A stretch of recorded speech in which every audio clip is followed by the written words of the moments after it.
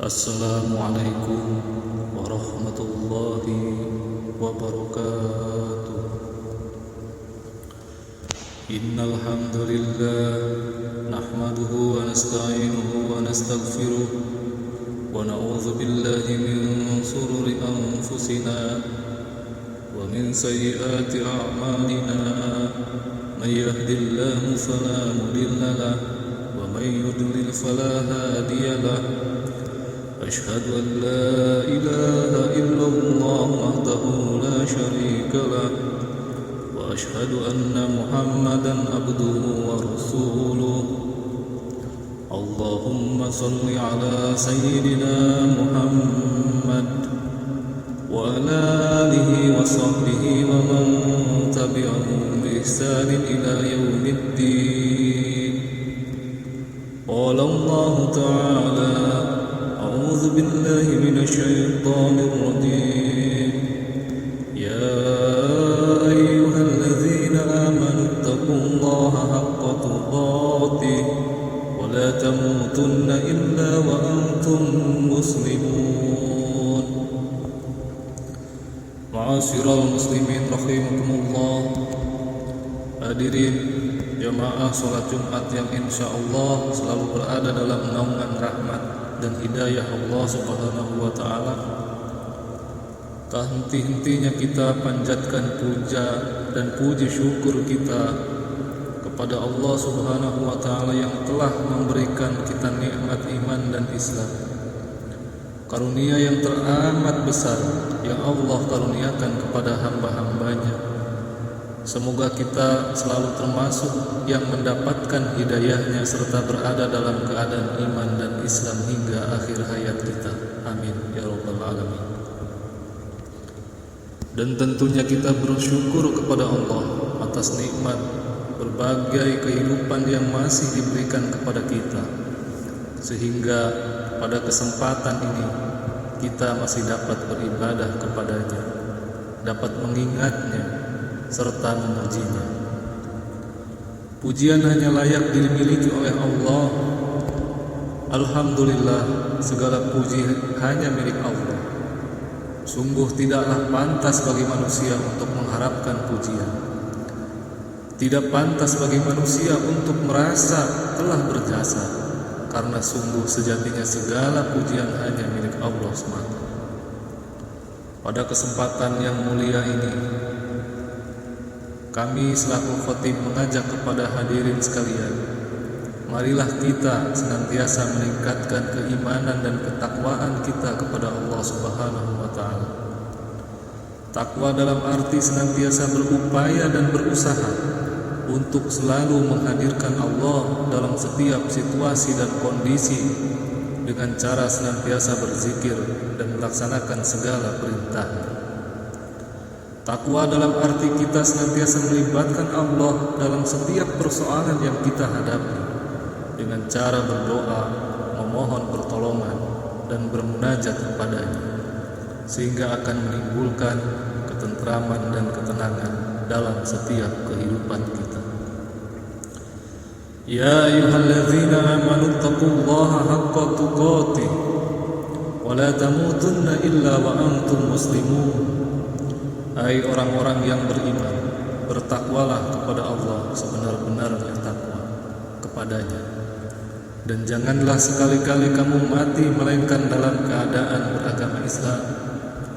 Al-Quran Surat Ali Imran ayat 102. Dan tentunya sholawat serta salam semoga selalu tercurah tak henti-hentinya kepada Nabi Muhammad SAW beserta keluarganya dan para sahabatnya. Sidang sholat Jumat yang dirahmati Allah Subhanahu wa ta'ala. Dalam khutbah Jumat singkat ini, mari kita merenung sejenak tentang apa yang terjadi di sekitar kita saat ini, di mana kita sedang menjalani masa pandemi COVID-19 yang sudah berjalan lebih dari setahun. Sudah banyak orang yang meninggal. Tidak sedikit di antara mereka adalah saudara kita, keluarga kita, teman dekat kita. Tiba-tiba sahabat kita meninggal dunia. Siapa saja dan kapan atau di mana saja bisa meninggal dunia. Kullu nafsi dha'iqatul maut. Setiap yang bernyawa akan merasakan mati. Kematian adalah sesuatu yang pasti kita hadapi, sesuatu yang menjadi gerbang dari kehidupan dunia menuju kehidupan akhirat adalah kematian. Ma'asyiral muslimin rahimakumullah. Dalam surat Al-Baqarah ayat 28 Allah berfirman, Kaifa takfuruna billahi wa kuntum amwatan fa ahyaakum thumma yuhyikum thumma ilaihi turja'un. Bagaimana kamu ingkar kepada Allah padahal kamu tadinya mati, lalu Dia menghidupkan kamu, kemudian Dia mematikan kamu, lalu Dia menghidupkan kamu kembali, kemudian kepadanya lah kamu dikembalikan. Dalam tafsir Ibnu Katsir dijelaskan bahwa ayat ini menjelaskan akan kekuasaan Allah, dan sungguh aneh orang yang ingkar kepada Allah. Sementara manusia awalnya tiada, lalu Allah menjadikannya ada di muka bumi ini. Ayat ini juga menunjukkan bahwa kita semua pasti mati, dan kita semua pasti akan dibangkitkan kembali setelah kematian itu. Jamaah sholat Jumat yang dirahmati Allah Subhanahu wa Ta'ala. Maka apa saja kewajiban kita dalam kehidupan ini sebagai persiapan diri kita sebelum menghadapi kematian? Tentunya ada banyak hal. Namun setidaknya ada 3 hal yang akan kita bahas pada kesempatan berharga ini, pada kesempatan yang mulia ini.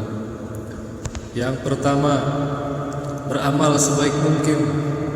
Dalam surat Al-Mulk ayat 1-2 Allah berfirman, A'udzubillahi minasyaitonirrajim. Bismillahirrahmanirrahim. Tabarakalladzi biyadihil mulku wa huwa ala kulli syai'in qadir. Allazi khalaqal mauta wal hayata liyabluwakum ayyukum ahsanu amala wa huwal azizul ghafur. Maha suci Allah yang menguasai segala kerajaan, dan Dia Maha Kuasa atas segala sesuatu, yang menciptakan mati dan hidup untuk menguji kamu, siapa di antara kamu yang lebih baik amalnya, dan Dia Maha Perkasa, Maha Pengampun. Ma'asyiral muslimin rahimakumullah. Seperti apakah amal yang terbaik itu? Salah satu indikatornya adalah pekerjaan itu dilakukan dengan istiqomah. Dalam hadis riwayat Abu Hurairah, Rasulullah sallallahu alaihi wasallam bersabda, "Fa inna khairal amali adwamahu wa in qall." Sesungguhnya sebaik-baik pekerjaan adalah yang rutin, berkelanjutan, meskipun itu sedikit. Beramal sebaik mungkin juga berarti bahwa pekerjaan itu kita lakukan dengan seikhlas mungkin, semaksimal mungkin, dan dengan sempurna mungkin, baik dalam interaksi kita kepada Allah maupun kepada sesama manusia, hablum minallah ataupun hablum minan nas. Dalam tiap amal kita patrikan dalam diri kita bahwa bisa jadi itu adalah amal terakhir kita. Ma'asyiral muslimin rahimakumullah. Yang kedua, menyiapkan amal yang terus mengalir pahalanya. Di antara yang dapat kita persiapkan adalah dengan memperbanyak amal jariyah, ilmu yang bermanfaat, serta mendidik anak kita menjadi anak yang saleh, anak yang solehah, anak yang soleh, yang dapat mendoakan kita kelak. Sebagaimana hadis Rasulullah sallallahu alaihi wasallam, An Abi Hurairah radhiyallahu anhu, anna an-nabiy sallallahu alaihi wasallam qala, "Idza matal insan inqata'a anhu amaluhu illa min salasa, shadaqatin jariyah aw ilmun yuntafa'u bih aw waladin shalih yad'u lahu." Rawahu Muslim. Diriwayatkan oleh Abu Hurairah bahwa Rasulullah sallallahu alaihi wasallam bersabda, "Jika manusia mati, maka terputuslah amalnya kecuali 3 perkara: sedekah jariyah, ilmu yang diambil manfaatnya, dan anak soleh yang selalu mendoakan kedua orang tuanya." Hadis riwayat Muslim. Yang ketiga, berdoa agar diberikan husnul khotimah. Apakah itu husnul khotimah? Di antara tanda utama husnul khotimah ialah apabila ia mengucapkan kalimat la ilaha illallah di akhir hayatnya. Dalam sebuah hadis sahih yang diriwayatkan oleh Abu Dawud, Rasulullah sallallahu alaihi wasallam bersabda, "Man kana akhiru kalamihi la ilaha illallah, dakhala al-jannah." Barang siapa yang akhir perkataannya adalah la ilaha illallah, maka dia akan masuk surga. Indikator lainnya dari seorang yang husnul khatimah apabila ia mengerjakan pekerjaan baik di akhir hidupnya. Qala Rasulullah sallallahu alaihi wasallam, "Idza arada Allahu bi'abdin khairan